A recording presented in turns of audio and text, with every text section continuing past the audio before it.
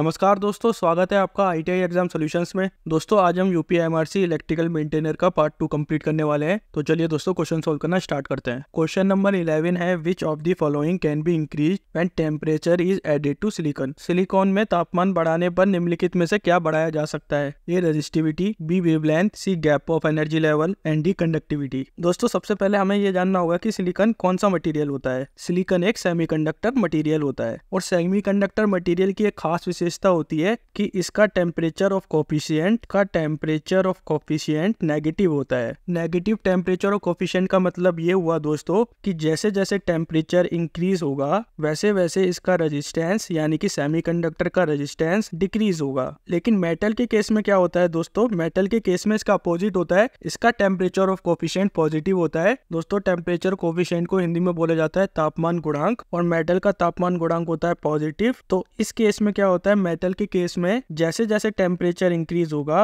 वैसे वैसे रेजिस्टेंस भी इंक्रीज होगा। तो ये कुछ इंपॉर्टेंट पॉइंट है सेमीकंडक्टर को लेके। अब दोस्तों क्योंकि सेमीकंडक्टर का बैंड स्ट्रक्चर काफी यूनिक होता है, इसमें जो बैंड गैप होता है वो काफी कम होता है। सबसे कम बैंड गैप होता है मेटल में और सबसे ज्यादा बैंड गैप होता है इंसुलेटर में। और सेमीकंडक्टर के बैंड गैप काफी ज्यादा छोटा होता है। तो जैसे ही हम इसका टेम्परेचर बढ़ाते हैं तो इलेक्ट्रॉन वैलेंस बैंड से जंप करके कंडक्शन बैंड में चले जाते हैं। तो इसकी वजह से क्या होता है, सेमीकंडक्टर की कंडक्टिविटी इंक्रीज हो जाती है। तो इसका मतलब यह है कि जैसे जैसे टेम्परेचर बढ़ेगा सेमीकंडक्टर की कंडक्टिविटी इंक्रीज होती रहेगी। सो दोस्तों इसका राइट आंसर होगा option number D, conductivity. Question number 12 है, find the value of x whose base is 10। x का मान ज्ञात कीजिए जिसका आधार 10 है। ये इक्वेशन दे रखी है दोस्तों, इस इक्वेशन में हमें बेस 10 निकालना है। अब बेस 10 क्या होता है? ये होता है डेसिमल। आपको ये पता होना चाहिए कि ऑक्टा क्या होता है, बाइनरी क्या होता है, डेसिमल क्या होता है, हेक्सा क्या होता है। तो ये सारी चीजें आपको पता होनी चाहिए। फिलहाल अभी हमें क्या निकालना है, बेस 10 निकालना है। तो दोस्तों सबसे पहले हम वैल्यू को यहाँ पे लिख लेते हैं।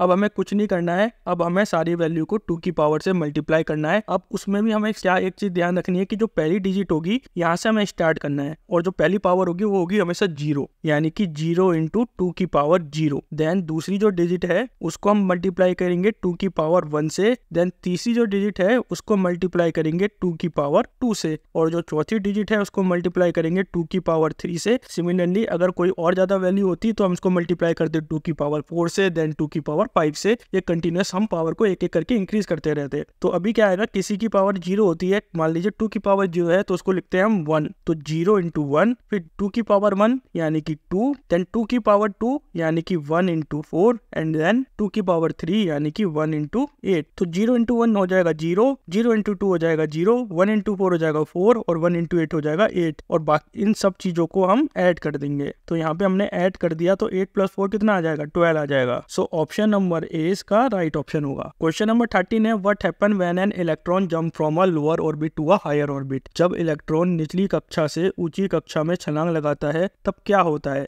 ए light is absorb, B light is emitted, C heat is radiated and D energy can change. दोस्तों इसको एक डायग्राम से समझते हैं। जो लोअर ऑर्बिट होता है वो निचला स्तर, उसको मैं येलो से मार्क कर रहा हूँ। जो ऊंचा स्तर होता है या हायर स्टेट होती है उसे मैं रेड से मार्क कर रहा हूँ। तो जब भी इलेक्ट्रॉन लोअर ऑर्बिट से यानी कि निचले स्तर से हायर ऑर्बिट की तरफ जाएगा तो इलेक्ट्रॉन एनर्जी एब्सॉर्ब करेगा। क्योंकि दोस्तों अगर किसी को भी लोअर एनर्जी से हायर एनर्जी पे जाना होगा तो उसको कुछ ना कुछ तो पावर चाहिए। तो जब इलेक्ट्रॉन लोअर एनर्जी से हायर एनर्जी जाता है तो वो पावर को कंज्यूम कर लेता है, यानी कि एक तरीके से वो फ्यूल को कंज्यूम कर रहा है। तो जब वो एनर्जी कंज्यूम करेगा तो बेसिकली वो क्या कंज्यूम कर रहा है, वो फोटोन को कंज्यूम कर रहा है। और जब वो फोटोन को कंज्यूम करेगा तो इसका मतलब ये हुआ कि ये लाइट को कंज्यूम कर रहा है। तो इसके अपोजिट क्या होता है, जब इलेक्ट्रॉन हायर एनर्जी से लोअर एनर्जी की तरफ जाता है तो वो उस केस में एनर्जी को रिलीज कर देगा, यानी कि वो फोटोन को रिलीज कर देगा। और जब फोटोन रिलीज होगा तो लाइट एमिट होगी, यानी कि हमें रोशनी दिखाई देगी। और ये प्रिंसिपल किसने बताया था? ये प्रिंसिपल बताया था नील्स बोहर ने। आपने अगर बोहर मॉडल पढ़ा हो तो इसमें इलेक्ट्रॉन के एनर्जी कंजप्शन का पूरा ब्यौरा दे रखा है। सो दोस्तों इसका राइट आंसर होगा option number A, light is absorb. Question number 14 है, which of the following is a renewable energy source. निम्नलिखित में से कौन सा अक्षय ऊर्जा स्रोत है? A nuclear energy, B tidal energy, C hydrocarbon gas liquid and D natural gas. दोस्तों रिन्यूएबल एनर्जी रिसोर्सेज वो रिसोर्सेज होते हैं जो टाइम के साथ प्राकृतिक रूप से दोबारा उत्पन्न हो सकते हैं और उसको हम बार बार यूज भी कर ले तभी भी वो खत्म नहीं नहीं होते हैं। और नॉन रिन्यूएबल रिसोर्सेज वो रिसोर्सेज होते हैं कि जिनको हमने एक बार इस्तेमाल कर लिया उसके बाद हम उसको दोबारा इस्तेमाल नहीं कर सकते हैं। जैसे हो गया कोल। कोल किसका एग्जाम्पल है? नॉन रिन्यूएबल एनर्जी का एग्जाम्पल है। अगर हमने कोयले को एक बार जला दिया तो हम कोयले को दोबारा इस्तेमाल नहीं कर सकते हैं। तो हमें ऑप्शन में क्या दिया हुआ था? न्यूक्लियर एनर्जी दिया हुआ था। न्यूक्लियर एनर्जी रिन्यूएबल रिसोर्सेज नहीं है, क्योंकि दोस्तों जो न्यूक्लियर एनर्जी में फ्यूल यूज होता है वो इनफाइनाइट नहीं है, उसकी भी मात्रा काफी हद तक सीमित है। और दोस्तों न्यूक्लियर एनर्जी में कौन सा फ्यूल यूज होता है? उसमें यूरेनियम यूज होता है। नेक्स्ट है हाइड्रोकार्बन गैस। हाइड्रोकार्बन गैस के एग्जाम्पल क्या है? प्रोपेन है, बुटेन है, और ये भी किससे निकाले जाते हैं? ये फॉसिल फ्यूल से निकाले जाते हैं और ये एक बाय प्रोडक्ट होता है पेट्रोलियम और नेचुरल गैस का। अगला है नेचुरल गैस। नेचुरल गैस भी किससे निकाली जाती है? फॉसिल फ्यूल के द्वारा निकाली जाती है, इसलिए ये भी रिन्यूएबल रिसोर्सेज नहीं है। टाइडल एनर्जी हमारा रिन्यूएबल रिसोर्सेज है। तो दोस्तों टाइडल एनर्जी के केस में हम क्या करते हैं? हम टाइड की मदद से एनर्जी को प्रोड्यूस करते हैं। ज्वार और भाटा का नाम तो आपने सुना ही होगा, यही है टाइडल एनर्जी। और दोस्तों क्योंकि हम इसमें क्या कर रहे हैं इस्तेमाल? हम पानी का इस्तेमाल कर रहे हैं, और पानी का भी हम क्या इस्तेमाल कर रहे हैं? हम पानी की पोटेंशियल एनर्जी का इस्तेमाल कर रहे हैं, यानी कि हम पानी को कंज्यूम नहीं कर रहे, पानी के फोर्स से हम एनर्जी जनरेट कर रहे हैं। तो बेसिकली हम किसी भी फ्यूल का कंजप्शन नहीं कर रहे हैं, और पानी आपका क्या है? एक तरीके का रिन्यूएबल रिसोर्सेज है। सो दोस्तों इसका राइट आंसर होगा option number B, tidal energy. Question number 15 है, which of the following point is not taken into account in determining the size of a conductor? चालक के आकार निर्धारित करने के लिए निम्न में से किस बिंदु को ध्यान में नहीं रखा जाता है? A voltage drop, B current carrying capacity, C quality of insulator, and D minimum size of conductor due to mechanical reason. दोस्तों कंडक्टर का साइज डिटरमाइन करने के लिए हमें कुछ इंपॉर्टेंट पॉइंट्स को ध्यान में रखना पड़ता है। पहला पॉइंट है वोल्टेज ड्रॉप, ये बहुत इंपॉर्टेंट पॉइंट होता है दोस्तों। और दोस्तों वोल्टेज ड्रॉप में भी कई सारे फैक्टर होते हैं। अगर वायर की लेंथ ज्यादा होगी तो उस केस में वोल्टेज ड्रॉप ज्यादा होगा, अगर वायर की लेंथ कम होगी तो उस केस में वोल्टेज ड्रॉप कम होगा। सेम अगर वायर का कंडक्टर साइज ज्यादा होगा तो उस केस में वोल्टेज ड्रॉप कम होगा, अगर वायर का कंडक्टर साइज कम होगा तो उस केस में वोल्टेज ड्रॉप ज्यादा होगा। तो वोल्टेज ड्रॉप डायरेक्टली प्रोपोर्शनल किसके होता है? वो रेजिस्टेंस के प्रोपोर्शनल होता है, यानी कि लेंथ के साथ रेजिस्टेंस इंक्रीज होता है। वहीं अगर हम बात करें कंडक्टर साइज की या एरिया की, तो area is inversely proportional to resistance. तो जितना ज्यादा एरिया होगा उतना कम रेजिस्टेंस होगा, यानी कि उतना कम वोल्टेज ड्रॉप होगा। नेक्स्ट है करंट कैरिंग कैपेसिटी। दोस्तों हमें कंडक्टर के साइज को करंट की लिमिट के अकॉर्डिंग रखना पड़ता है। हम ऐसा नहीं कर सकते कि हम एक पतला तार ले ले और उसमें काफी ज्यादा हैवी करंट को हम फ्लो कर दे। उस केस में क्या होगा? शॉर्ट सर्किट हो सकता है, वायर जल सकता है और वायर बहुत जल्दी हीट अप हो जाएगा। तो हमें एक स्टैंडर्ड कंडक्टर साइज की जरूरत पड़ती है हर एक करंट लिमिट के लिए। नेक्स्ट है minimum size of conductor due to mechanical reason. दोस्तों ये वाला पॉइंट भी आपका करंट कैरिंग कैपेसिटी से काफी ज्यादा मैच करता है। हमें लो करंट के लिए भी एक मिनिमम कंडक्टर साइज की जरूरत होती है। आपने पढ़ा भी होगा, एक क्वेश्चन हम ऑलरेडी कर चुके हैं कि जो मिनिमम कंडक्टर साइज है कॉपर का वो कितना है? 1.75 मिलीमीटर स्क्वायर। इतना तो कंडक्टर साइज होना ही चाहिए करंट को फ्लो करवाने के लिए। अगर हम वही बात करें एल्यूमिनियम की तो उसका कंडक्टर साइज कितना होना चाहिए? Minimum 1.5 millimetre square. तो ये पॉइंट भी आपको याद होने चाहिए। और लास्ट पॉइंट है क्वालिटी ऑफ इंसुलेटर। दोस्तों quality of insulator directly depend नहीं करता है कंडक्टर साइज पे, यानी कि उसका कोई भी डायरेक्टली प्रभाव कंडक्टर साइज पे नहीं होता है। इंसुलेटर का काम क्या है? किसी भी लीकेज करंट को रोकना। अब वो इंसुलेटर आपका पतले तार में भी लगेगा और वो इंसुलेटर आपका मोटे तार में भी लगेगा। तो कंडक्टर साइज बेसिकली डिपेंड किस पे करता है? ये इलेक्ट्रिकल प्रॉपर्टीज पे करता है। वो इंसुलेटर की प्रॉपर्टीज पे कंडक्टर साइज डिपेंड नहीं करता है। सो दोस्तों इसका राइट आंसर होगा option number C, quality of insulator. Question number 16 है, the ratio of RMS value upon average value is defined as. RMS मूल्य डिवाइडेड बाय औसत मूल्य का अनुपात किस प्रकार परिभाषित किया गया है? आपके ऑप्शन है A amplitude factor, B power factor, C form factor and D crest factor. दोस्तों आरएमएस वैल्यू अपॉन में एवरेज वैल्यू को क्या बोला जाता है? फॉर्म फैक्टर बोला जाता है। और फॉर्म फैक्टर का डायरेक्ट मान आपको याद होना चाहिए, वो कितना होता है? 1.11। अब एवरेज वैल्यू कितनी होती है? 2 VM अपॉन में पाए। और आरएमएस वैल्यू कितनी होती है? VM अपॉन में √2।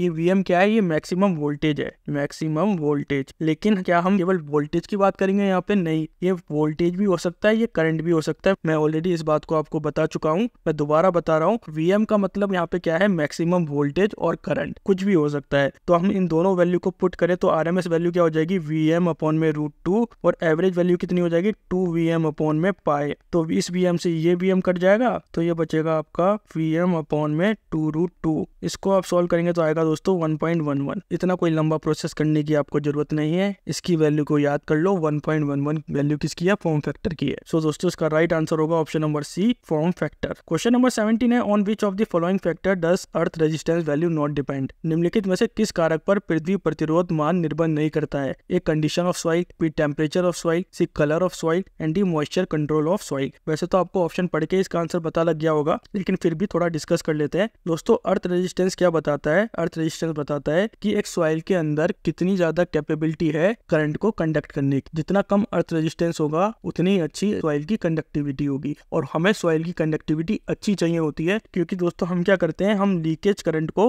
अर्थ की तरफ भेजते हैं। अगर अर्थ की कंडक्टिविटी अच्छी नहीं होगी तो लीकेज करंट अर्थ की तरफ नहीं बहेगा, तो उस केस में क्या होगा, हमें इलेक्ट्रिकल शॉक लग सकता है। तो अर्थ की कंडक्टिविटी काफी अच्छी होनी चाहिए। तो अर्थ की कंडक्टिविटी किस पे डिपेंड करती है, वो कंडीशन ऑफ सॉइल पे डिपेंड करती है। और दोस्तों सॉइल की कंडीशन में क्या क्या आता है, सॉइल डेंसिटी आता है, मिट्टी का घनत्व, कॉम्पैक्टेशन आता है, भौतिक संगठन और प्रेजेंस ऑफ मिनरल। ये एक सॉइल में कितने ज्यादा मिनरल्स है। जितने ज्यादा मिनरल्स होंगे, मिनरल्स क्या है यहाँ पे, सॉल्ट है एक तरीके से, तो जितना ज्यादा सॉइल में मिनरल्स होंगे उतनी ही अच्छी उसकी कंडक्टिविटी होगी, यानी कि इसका रेजिस्टेंस उतना ही ज्यादा कम होगा। टेम्परेचर ऑफ सॉइल, सॉइल का टेम्परेचर भी काफी ज्यादा प्रभाव डालता है उसकी कंडक्टिविटी में। तो जब सॉइल का टेम्परेचर इंक्रीज होता है तो सॉइल के अंदर जो आयंस होते हैं उनकी मोबिलिटी बढ़ जाती है, तो जिसकी वजह से उसका रेजिस्टेंस कम हो जाता है। मॉइस्चर कंटेंट ऑफ सॉइल, तो अगर सॉइल में नमी होगी या सॉइल गीली होगी तो उस केस में उसका रेजिस्टेंस कम हो जाएगा और उसकी कंडक्टिविटी बढ़ जाएगी। तो अर्थ रेजिस्टेंस पे किसका प्रभाव नहीं पड़ता है, कलर का कोई भी प्रभाव नहीं पड़ता है। सो दोस्तों ऑप्शन नंबर सी इसका राइट ऑप्शन होगा। क्वेश्चन नंबर 18 है, value of insulation resistance is defined in. Insulation प्रतिरोध का मान डैश में परिभाषित किया गया है, A mega ohms, B ohms, C milli ohm and D kilo ohm. दोस्तों इंसुलेशन रेजिस्टेंस काफी ज्यादा हाई रेजिस्टेंस होता है और इसकी वैल्यू ना ही ओम में होती है ना ही किलो ओम में होती है, इसकी वैल्यू होती है मेगा ओम में। इस चीज को याद रखना। और इंसुलेशन रेजिस्टेंस को हम मेजर किससे करते हैं, हम मेगर की मदद से इंसुलेशन रेजिस्टेंस को मेजर करते हैं। और दोस्तों इंसुलेशन रेजिस्टेंस की मदद से हम क्या निकालते हैं, हम डाइइलेक्ट्रिक कैपेबिलिटी निकालते हैं किसी भी केबल की या किसी भी इंसुलेशन की। जितनी ज्यादा डाइइलेक्ट्रिक कैपेबिलिटी होगी उतना ही ज्यादा अच्छा उसका इंसुलेशन होगा। इस चीज को भी आपको ध्यान में रखना है। सो दोस्तों इसका राइट आंसर होगा option number A mega ohm. Question number 19 है, a semiconductor has dash band. एक अर्धचालक में डैश बैंड होता है, A an almost full conduction band, B very high energy, सी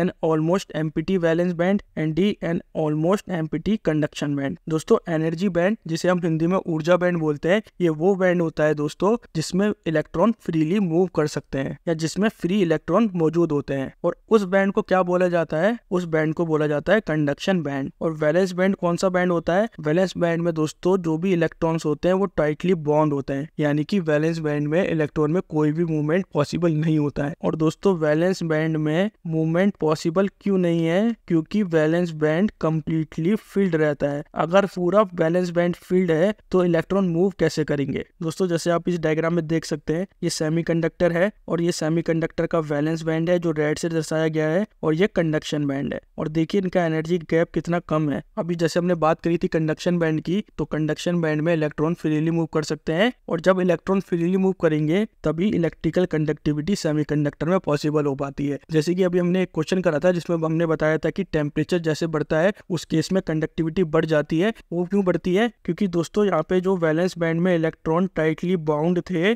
उनको इलेक्ट्रॉन को एनर्जी मिली और इलेक्ट्रॉन चले गए कंडक्शन बैंड में। जितने ज्यादा इलेक्ट्रॉन कंडक्शन बैंड में जाते रहेंगे उतनी ही ज्यादा इलेक्ट्रिकल कंडक्टिविटी बढ़ती रहेगी। सो दोस्तों इसका राइट आंसर होगा option number D an almost empty conduction band. Question number 20 है, which of the following impurities is used to form a P type semiconductor. P प्रकार अर्धचालक बनाने के लिए निम्नलिखित में से किस अशुद्धि का उपयोग किया जाता है, A antimony, B gallium, C phosphorus and D bismuth. दोस्तों सेमीकंडक्टर के ऊपर मैंने एक डेडिकेटेड वीडियो ऑलरेडी बना रखी है, उसमें मैंने ये सारे क्वेश्चंस को कवर अप करा हुआ है। तो अगर आपने अभी तक सेमीकंडक्टर की वीडियो नहीं देखी है तो उस वीडियो को चेकआउट कर लेना। सेमीकंडक्टर की वीडियो का लिंक मैं अपने डिस्क्रिप्शन बॉक्स में डाल दूंगा। फिलहाल क्वेश्चन की तरफ चलते हैं। तो अगर हमें किसी भी सेमीकंडक्टर को पी टाइप सेमीकंडक्टर बनाना है तो हमें उसमें ट्राईवैलेंट इंप्योरिटी ऐड करनी पड़ेगी। ट्राईवैलेंट इंप्योरिटी में दोस्तों केवल होते हैं 3 वैलेंस इलेक्ट्रॉन, जैसे कि आप इस डायग्राम में देख सकते हैं। जो यहाँ पे ब्लैक से मार्क है ये आपके वैलेंस इलेक्ट्रॉन है। कितने हैं, 1, 2 और 3, 1,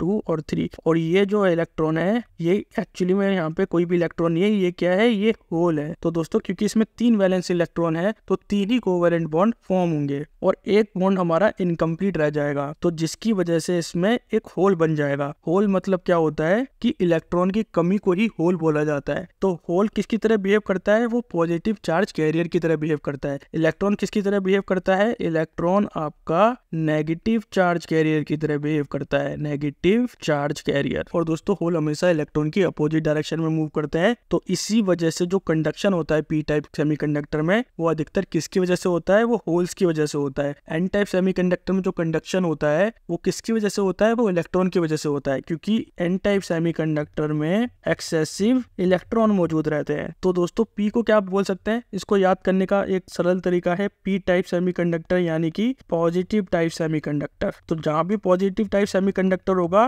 उसका मतलब इसमें होल है, और जहां भी नेगेटिव टाइप सेमीकंडक्टर होगा उसका मतलब उसमें इलेक्ट्रॉन है। तो दोस्तों पी टाइप सेमीकंडक्टर में मेजॉरिटी कैरियर्स क्या होते हैं, होल्स होते हैं। वहीं एन टाइप सेमीकंडक्टर में मेजॉरिटी कैरियर्स क्या होते हैं, इलेक्ट्रॉन्स होते हैं। तो दोस्तों क्योंकि पी टाइप सेमीकंडक्टर में मेजॉरिटी कैरियर्स क्या है, होल्स है, तो उसमें माइनॉरिटी कैरियर्स क्या होंगे, वो होंगे इलेक्ट्रॉन्स। और दोस्तों ट्राइवेलेंट इंप्योरिटी को एक्सेप्टर इंप्योरिटीज भी बोला जाता है, क्योंकि दोस्तों ये इलेक्ट्रॉन को स्वीकृत करते हैं। और दोस्तों मैंने एक टेबल तैयार करा है जिसमें आपको पी टाइप सेमीकंडक्टर के एग्जांपल और एन टाइप सेमीकंडक्टर के एग्जांपल मिल जाएंगे। तो दोस्तों पी टाइप सेमीकंडक्टर के एग्जांपल क्या है, boron, gallium, indium, aluminium, beryllium. और दोस्तों एन टाइप सेमीकंडक्टर के एग्जांपल है phosphorus, arsenic, antimony, selenium. P type semiconductor का एग्जांपल है गैलियम। सो ऑप्शन नंबर 20 का राइट ऑप्शन होगा। दोस्तों अगर आपको ये वीडियो पसंद आया है तो प्लीज इस वीडियो को लाइक कीजिए, हमारे चैनल को सब्सक्राइब कीजिए। कल हम अगले 10 क्वेश्चन को सॉल्व कर देंगे। And thanks for watching.